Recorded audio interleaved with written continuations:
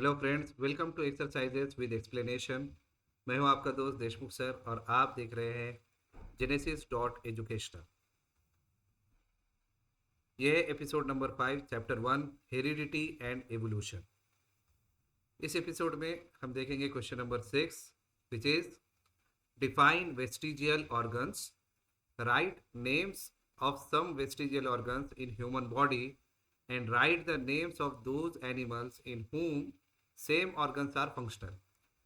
सबसे पहले हम देखेंगे इसमें तीन अलग अलग क्वेश्चन है। पहला है define vestigial organs. Vestigial organs की हमें डेफिनेशन देनी है। उसके बाद write names of some vestigial organs in human body.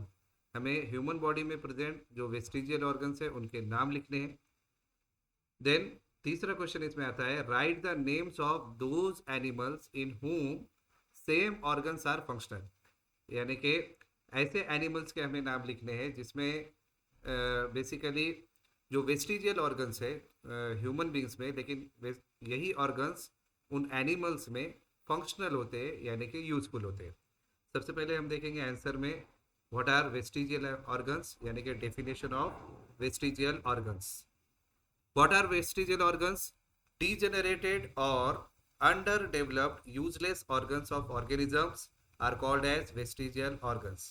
यानी कि ऐसे ऑर्गन जो डीजेनरेट हो रहे हैं यानी कि धीरे धीरे ये खत्म हो रहे हैं, या फिर अंडर डेवलप्ड है यानी कि वो डेवलपमेंट प्रोसेस में अभी है।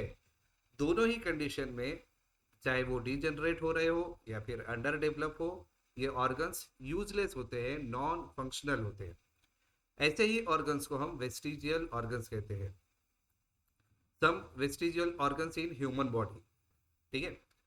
ह्यूमन बॉडी में प्रेजेंट जो वेस्टिजियल ऑर्गन्स है उनके नाम हम देखेंगे, और साथ ही हम देखेंगे उन एनिमल्स के नाम जिसमें ये ऑर्गन्स फंक्शनल होते हैं, यूजफुल होते हैं। सबसे पहले हम देखते हैं अपेंडिक्स। अपेंडिक्स हम यहाँ पर डायग्राम में भी देख सकते हैं कि appendix is a part which is connected with the large intestine, और ये अपेंडिक्स ह्यूमन बींग के लिए यूजलेस होता है, but it is useful for ruminants.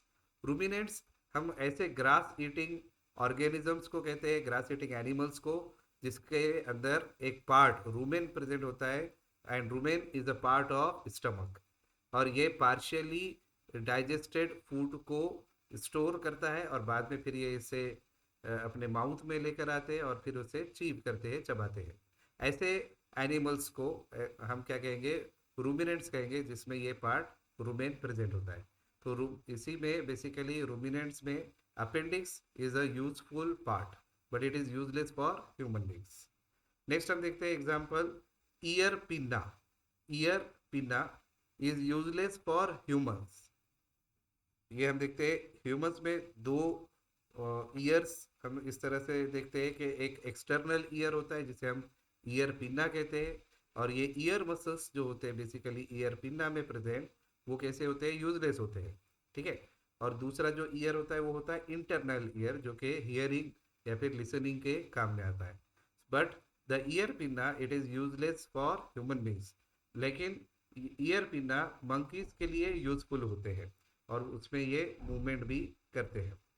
Next हम देखते हैं दूसरे वेस्टिजियल ऑर्गन, जैसे कि टेल बोन, जिसे हम कोकिक्स कहते हैं, ठीक है। It is present at the below part of human vertebral column, okay, which is called as tail bone और कोकिक्स।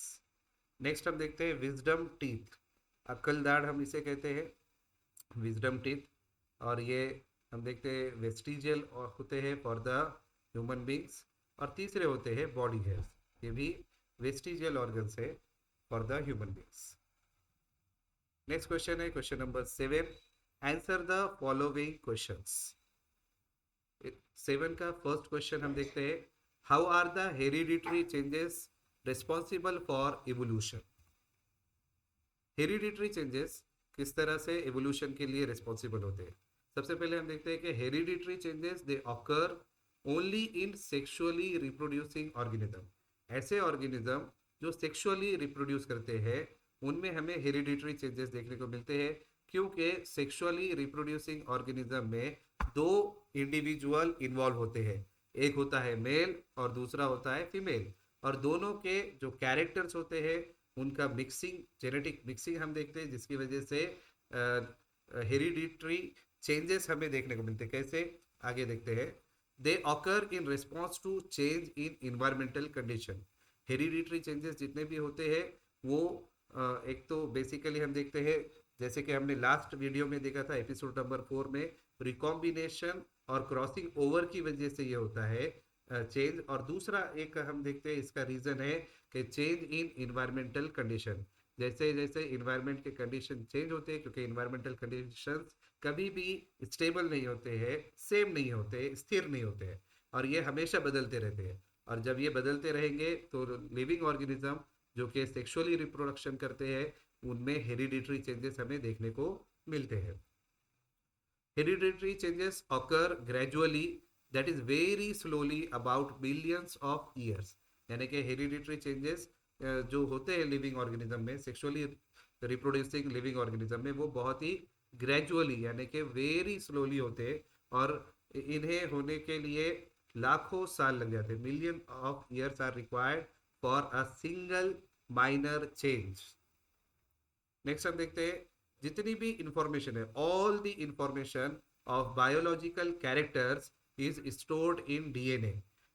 जितनी भी इंफॉर्मेशन हम देखते हैं बायोलॉजिकल कैरेक्टर्स जो कि एक ह्यूमन बींग्स के होते हैं, वो स्टोर होते हैं उसके जेनेटिक मटेरियल में जो होता है डीएनए।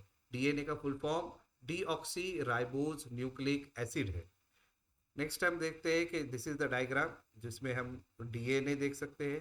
ठीक है, डीएनए डबल हेलिकल स्ट्रक्चर होता है, और यहाँ पर आप देख सकते हैं कि ये जो डीएनए है ये एक स्पेशल प्रोटीन के साथ में बाइंड होता है और कंडेंसेशन करता है और इस तरह का स्ट्रक्चर बनाता है ड्यूरिंग द सेल डिवीजन, जिसे हम क्या कहते हैं, क्रोमोजोम कहते हैं। बहुत सारे स्टूडेंट्स को डाउट होता है क्रोमोजोम, डीएनए और जीन में। क्रोमोजोम डीएनए और स्पेशल टाइप के प्रोटीन से मिलकर बनता है। ये एक पैक मटेरियल होता है, डीएनए का कंडेंस फॉर्म है, जो कि बेसिकली सेल डिवीजन के टाइम पर हमें देखने को मिलता है।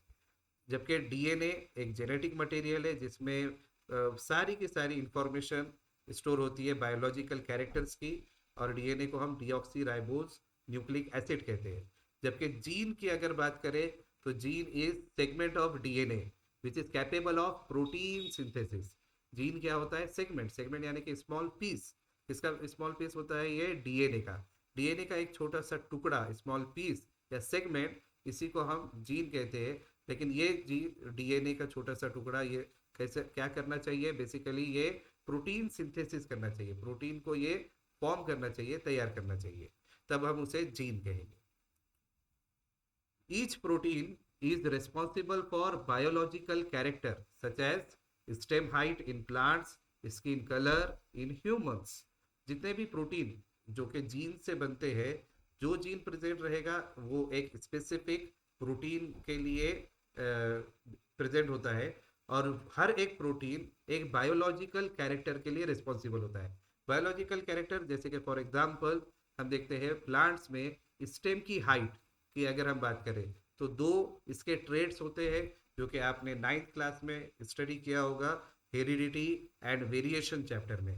स्टेम हाइट के दो ट्रेड्स क्या है, एक टॉल और दूसरा ड्वार्फ। तो ये दोनों ही ट्रेड्स है, that is of character stem height. और स्टेम हाइट के लिए एक प्रोटीन रिस्पॉन्सिबल होता है और उस प्रोटीन को तैयार करने के लिए एक जीन रिस्पॉन्सिबल होता है। सिमिलरली हम देखते हैं कि स्किन कलर इन ह्यूमंस, ये भी एक बायोलॉजिकल कैरेक्टर है। बेसिकली हम देखते हैं डार्क स्किन कलर या फिर लाइट स्किन कलर, ये भी एक बायोलॉजिकल कैरेक्टर है, और इसके लिए भी एक प्रोटीन इन्वॉल्व होता है, और वो प्रोटीन होता है melanin. Melanin is the skin pigment, इसे हम कहते हैं। जितना ज़्यादा मिलानिन प्रेजेंट होगा, ये मिलानिन प्रोटीन होता है बेसिकली, जितना ज़्यादा प्रेजेंट होगा उतना स्किन का कलर डार्क होता है। जितना ये मिलानिन प्रोटीन कम प्रेजेंट होता है उतना ही स्किन कलर लाइट होता है ह्यूमन बींग्स में। तो इस तरह से हर एक प्रोटीन रिस्पॉन्सिबल होता है बायोलॉजिकल कैरेक्टर्स के लिए। Organisms are adapted in response to change in environment by hereditary changes through recombination and mutation.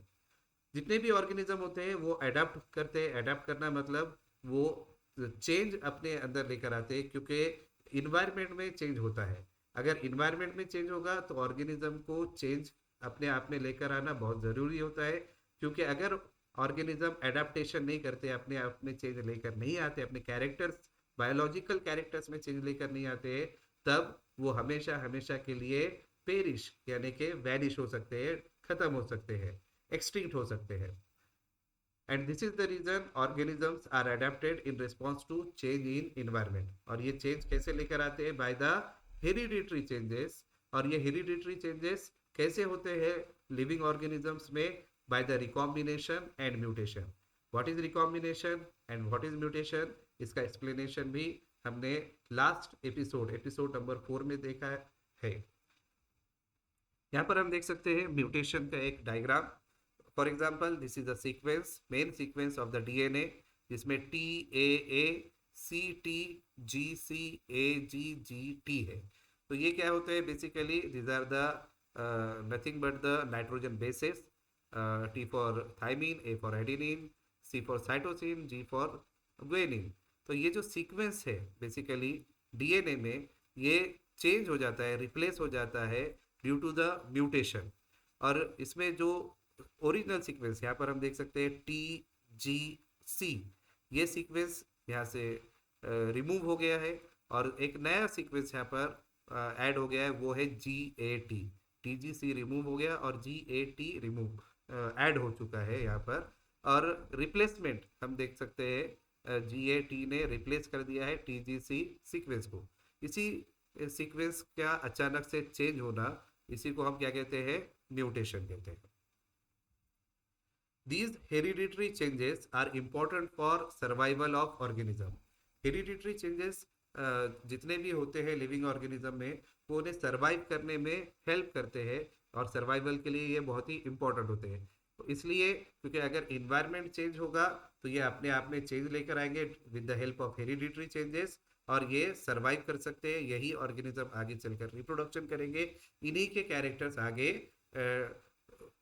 Next generation में ट्रांसफर होंगे। Therefore, hereditary changes are responsible for evolution. हर एक जनरेशन में slowly यानी कि ग्रेजुअली, धीरे धीरे हेरिडिटरी चेंजेस होते हैं within sexually reproducing organism. तब हम देखते हैं they are responsible for the evolution. Okay, so this is the answer for the question.